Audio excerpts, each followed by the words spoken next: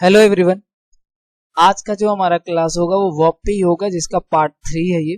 और आज हम लोग डिस्कस करने वाले हैं ऑक्सिलरी वर्ब, मॉडल वर्ब, जिसमें बिल्कुल हम लोग प्राइमरी डिस्कस करेंगे। ठीक है। और बी फॉर्म क्या होता है, हैव फॉर्म क्या होता है, डू फॉर्म क्या होता है, बिल्कुल एक सीक्वेंस में हम आज जानेंगे। ठीक है। आज की क्लास हमारा बिल्कुल इसी पे कंडक्ट कराया जाएगा। तो स्टार्ट करते हैं और सबसे पहले हम लोग समझते हैं कि ये आपके जो होते हैं किस तरीके से जो ऑक्सिलरी वर्ब है वो डिवाइड किया गया है। ठीक है। जैसे आप यहाँ पे समझे कि ये हमारा जो ऑक्सिलरी वर्ब है, मैंने आपको पहले ही बताया था, इस ऑक्सिलरी वर्ब को आप क्या बोल सकते हैं, तो आप बोल सकते हैं ना हेल्पिंग वर्ब। ठीक है। तो आप इस ऑक्सिलरी वर्ब को चाहे तो हेल्पिंग वर्ब बोलिए और चाहे तो आप ऑक्सिलरी वर्ब बोलिए, कोई इशू नहीं है। ठीक है। आप इसको दोनों बोल सकते हैं। अब ये जो हमारा ऑक्सिलरी वर्ब होता है ये ना दो पार्ट में डिवाइड है। जैसे कौन कौन सा आप देखेंगे, एक है आपका मॉडल वर्ब और दूसरा आप देखेंगे तो क्या है जी, प्राइमरी वर्ब। ठीक है। अब ये जो हमारे मॉडल वर्ब है वो भी हम समझेंगे क्या होता है, लेकिन ये आपका जो प्राइमरी वर्ब है ये भी समझेंगे हम क्या होता है। तो जो आपके प्राइमरी वर्ब होते हैं, तो प्राइमरी वर्ब भी ना तीन पार्ट में डिवाइडेड है। जैसे आप देखेंगे कि जो आपके प्राइमरी होता है, जैसे टू बी होता है, टू हैव होता है और टू डू होता है। ठीक है। और बिल्कुल हम समझेंगे कि बी फॉर्म क्या है, हैव फॉर्म क्या है और आपका डू फॉर्म क्या है। ठीक है।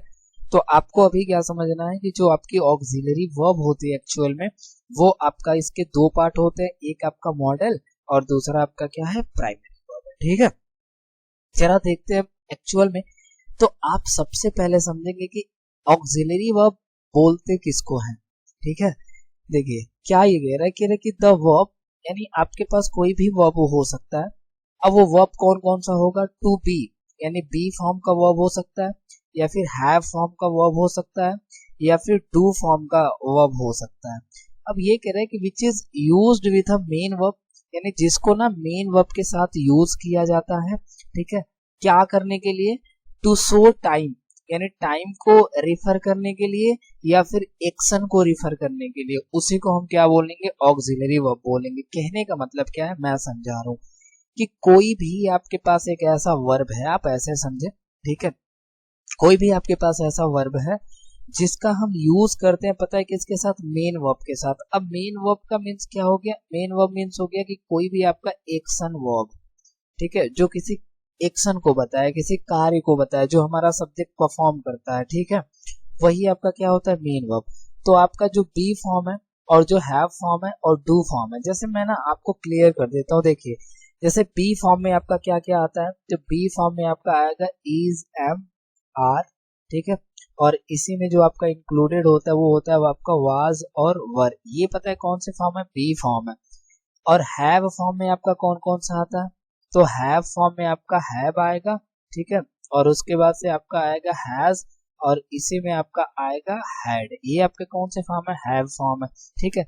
और आपके डू फॉर्म क्या होता है, तो डू फॉर्म जो होता है वो आपका हो जाएगा डू।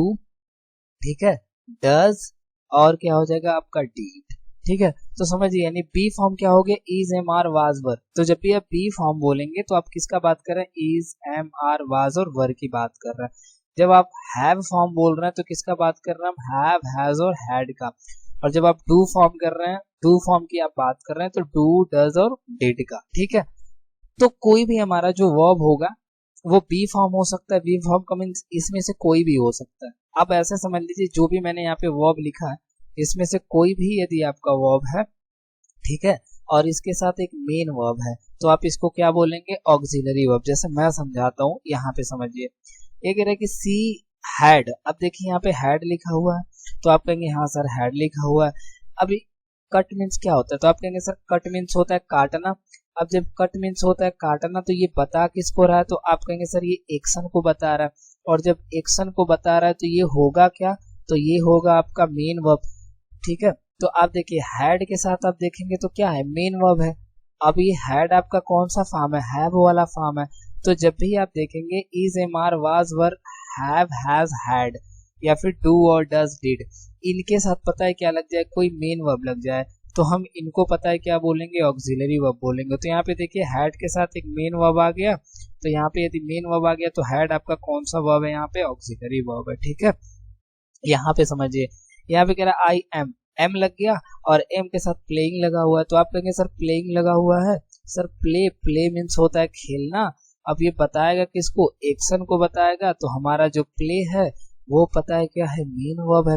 और जब आपका प्ले मेन वर्ब है तो देखिए एम किसके साथ आया है, मेन वर्ब के साथ आया है, तो यहाँ पे जो आपका एम है वो आपका क्या बन जाएगा, यही आपका ऑक्सिलरी वर्ब बन जाएगा। यहाँ पे देखिए वाज और वाज के साथ वेटिंग एक मेन वर्ब आया है, तो वाज को हम क्या बोलेंगे, ऑक्सिलरी वर्ब बोलेंगे। यहाँ पे देखिए हैज आया है और हैज के साथ बारोड मीन्स होता है उधार लेना। तो भाई अब यहाँ पे आप देखिए जरा ध्यान से, हैज के साथ क्या आ गया, एक मेन वर्ब आ गया, तो यहाँ पे हैज आपका क्या बन गया, हैज जो है वो आपका बन गया ऑक्सिलरी वर्ब। तो मैं आपको सिंपल लैंग्वेज में इसको समझा देता हूँ, इतना कंफ्यूजन आपको देखना ही नहीं है, पालना ही नहीं है, ठीक है। मैं आपको समझा रहा हूँ कि इसको आप कैसे पहचान लेंगे बहुत ही इजी वे में, ठीक है।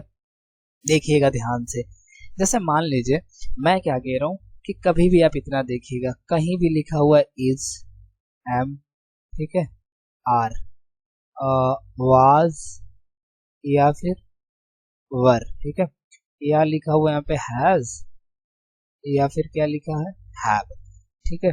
आ जाइए, यहाँ पे हैड भी हो सकता है, डू भी हो सकता है, ठीक है, डिड भी हो सकता है और आपका डज भी हो सकता है, ठीक है। यानी ये जितना भी मैंने यहाँ पे लिखा है, ठीक है, अभी आपको, तो याद रखिएगा इनके पास से यदि कोई मेन वर्ब आ गया, ठीक है, इनके पास से कोई भी मेन वर्ब आ गया, मेन वर्ब मीन्स आपको मैंने बताया कि जो एक्शन को बताएगा, किसी भी कार्य को बताएगा, तो जब इसके साथ मेन वर्ब आएगा तो इसको पता है आप क्या बोलेंगे, ऑक्सिलरी वर्ब बोलेंगे, और या तो क्या बोलेंगे, हेल्पिंग वर्ब बोलेंगे। सिंपल है, ठीक है, कि is, am, are, was, were, has, have, had के साथ जब भी आपका कोई मेन वर्ब दिया हुआ है इसको आप क्या बोलेंगे, हेल्पिंग वर्ब। लेकिन कभी भी ये आपका is, am, are, was, were, has, have के साथ यदि कोई एक्शन वर्ब या फिर हेल्पिंग वर्ब नहीं दिया है, मतलब जिसे आप बोल सकते हैं मेन वर्ब, ठीक है, तो इसके साथ कोई मेन वर्ब यदि नहीं दिया है, ठीक है, तो आप क्या करेंगे, आप इसको पता है क्या बोलेंगे, सिंपली आप इसको सिंपली क्या बोलेंगे, वर्ब बोलेंगे। तो जब इनके साथ कोई मेन वर्ब आएगा तो ऑक्सिलरी वर्ब या फिर हेल्पिंग वर्ब, और इनके साथ कोई मेन वर्ब नहीं आएगा तो इनको हम क्या बोलेंगे, वर्ब बोलेंगे। जैसे मैं समझा रहा हूँ, जैसे मान लीजिए मैं कहीं पे लिखूंगा ऐसे कि आई एम टीचिंग, ठीक है, तो जब मैंने ये बोला कि आई एम टीचिंग, तो जरा ध्यान आप दीजिएगा, यहाँ पे एम लगा और टीच मीन्स होता है पढ़ाना, तो आप कहेंगे सर ये मेन वर्ब है, तो एम के साथ मेन वर्ब आएगा तो यहाँ पे इसको हम क्या बोलेंगे, हेल्पिंग वर्ब, या फिर क्या बोल सकते हैं, ऑक्सिलरी वर्ब, दोनों में से कुछ भी बोलिए, ठीक है। क्यों, क्योंकि इसके साथ एक मेन वर्ब लगा हुआ है।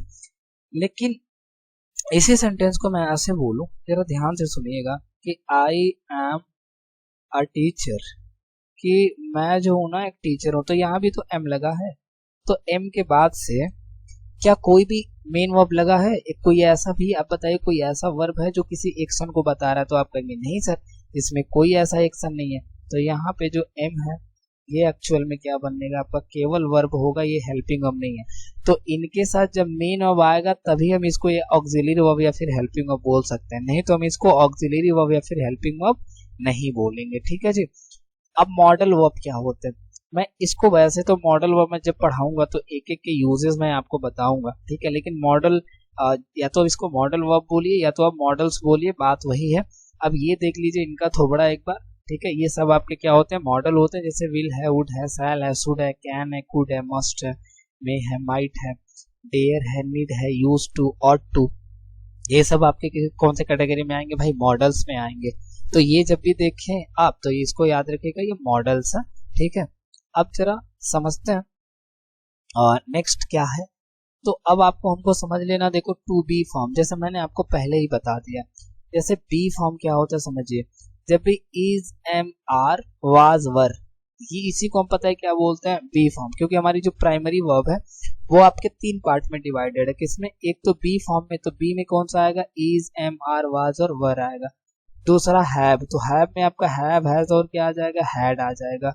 और तीसरा आपका देखेंगे टू डू फॉर्म, तो डू फॉर्म में आपका क्या आ जाएगा, डू आएगा, डज आएगा और क्या आ जाएगा, डिड आ जाएगा। लेकिन इंटरेस्टिंग बात ये है, देखिए इसका जो बी फॉर्म होता है वो आप याद रखिएगा कि ये जो बी फॉर्म आपका होता है ये एक्चुअल में वर्ब का ना फर्स्ट फॉर्म है, ठीक है, और इसका जो सिंगुलर होता है वो इज होता है और आई के साथ एम यूज करते हैं और प्लूरल के साथ क्या यूज करते हैं, आर यूज करते हैं। लेकिन ये जो आपका बी होता है, तो बी का जो सेकेंड फॉर्म होता है वो एक्चुअल में पता है क्या होता है आपका, वो एक्चुअल में आपका वाज और वर होता है। ये आपका सेकेंड फॉर्म है, ठीक है। ये आपका जो वाज और वर है वो बी का सेकेंड फॉर्म होता है। और बी का जो आपका थर्ड फॉर्म होता है वो पता है क्या होता है आपका, बीन होता है। तो इसको याद रखिएगा, ठीक है। अब यहाँ पे आ जाइए इसमें हैव वाले में। तो हैव वाले में क्या है, देखिए ये जो आपका हैव होता है, ठीक है, इसकी बेस फॉर्म है जिसे आप बोलते हैं फर्स्ट फॉर्म, ठीक है, जिसमें आप सिंगुलर के लिए हैज लगाते हैं और प्लूरल के लिए क्या लगाते हैं, हैव लगाते हैं। लेकिन ये जो हैव का जो सेकेंड फॉर्म होता है वो एक्चुअल में हैड होता है, ठीक है। और जो इसका थर्ड फॉर्म होता है ये भी आपका क्या होता है, हैड होता है, ठीक है। याद रखिएगा इसको। और जो डू होता है, तो डू वाले में समझिएगा, डू जो होता है वो वर्ब की पता है कौन सी फॉर्म होती है, फर्स्ट फॉर्म। और जो इसका सेकेंड फॉर्म होता है वो होता है डिड। और जो इसका थर्ड फॉर्म होता है वो आपका पता है क्या होता है, वो आपका होता है डन। तो इसके मैंने इसीलिए सारे फॉर्म भी आपको बता दिया। तो ये होता है आपकी प्राइमरी। तो प्राइमरी वर्ब जब भी आप बात करेंगे तो प्राइमरी वर्ब में टू बी, अब बी में कौन आएगा, is, am, are, was, were, have आएगा, हैव, हैज, हैड आएगा, और टू डू वाले में क्या आएगा, डू, डज, डिड आएगा, ठीक है। तो उम्मीद करता हूँ आपको क्लियर हो गया होगा ये सारी चीजें। मिलते हैं नेक्स्ट वीडियो में, तब तक के लिए ख्याल रखिए। उसके बाद से हम लोग अभी पढ़ने वाले हैं नॉन फाइनाइट वर्ब, ठीक है। तो आई होप कि आपको मजा आया होगा। हाँ, थोड़ा सा भी इंटरेस्टिंग है तो प्लीज आप वीडियो को शेयर कर दें, थोड़ा सा सपोर्ट बनाए रखो यार, तो मुझे भी थोड़ा ना एक मोटिवेशन मिलेगा। तो मिलते हैं नेक्स्ट वीडियो में, तब तक के लिए ख्याल रखिए।